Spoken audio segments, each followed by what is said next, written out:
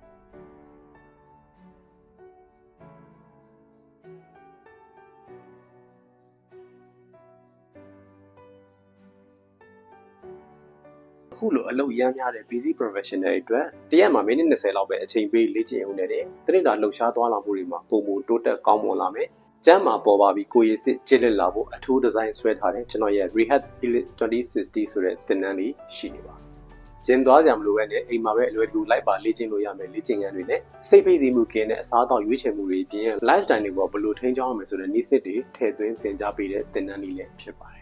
ဒီသင်တန်းလေးက Telegram private group မှာ recorded video တွေနဲ့နေ့စဉ်သင်ကြားပေးတာဖြစ်တဲ့အတွက်ကိုကလေ့ကျင့်ခန်းအတွက်အချိန်တကူတကကြီးပေးစရာမလိုတော့ဘဲနဲ့ကိုအားတဲ့အချိန်မှာမိနစ်20ပဲအချိန်ပေးပြီး live ပါလေ့ကျင့်ရုံနဲ့သင်တန်းကာလ2လအတွင်းမှာကျန်းမာပေါ်ပါပြီးကိုရည်စစ်ကျစ်လက်လာဖို့အထောက်အကူပြုမှာဖြစ်ပါတယ်သူတို့ဘာကိုဝန်တော့ကိုမဖြစ်စေတဲ့အပြင်ကိုယ်တိုင်လည်းပေါ်ပါပျော်ရွှင်မဲ့အနာဂတ်ကိုစတင်ဖို့ဒီသင်တန်းလေးမှာ join ဖို့ဖိတ်ခေါ်ပါတယ်ဒီသင်တန်းလေးကဇွန်လ9ရက်နေ့မှာစမှာဖြစ်သလိုထိထိရောက်ရောက်ကူညီပေးခြင်းတဲ့အတွက်လူဦးရေလည်းကန့်သက်ထားပါတယ်။ဒါကြောင့်သင်တန်းကိုအချိန်ကြီးအပ်ဖို့လည်းဖိတ်ခေါ်ချင်ပါတယ်။သင်တန်းလေးကိုစိတ်ဝင်စားတာဖြစ်ဖြစ်အသေးစိတ်ထပ်ပြီးဆွေးနွေးချင်တာဖြစ်ဖြစ်သင်တန်းအပ်ချင်တာဖြစ်ဖြစ်ကျွန်တော်ရဲ့ page messenger မှာ2060လို့စာလေးပို့လိုက်ပါ။ကျွန်တော်ဘက်ကအသေးစိတ်ရှင်းပြချက်တွေနဲ့အကြောင်းပြပေးပါမယ်။ဗီဒီယိုလေးကိုဆုံးဖြတ်ကြည့်ပြတဲ့အတွက်လည်းအားလုံးကိုကျေးဇူးတင်ပါတယ်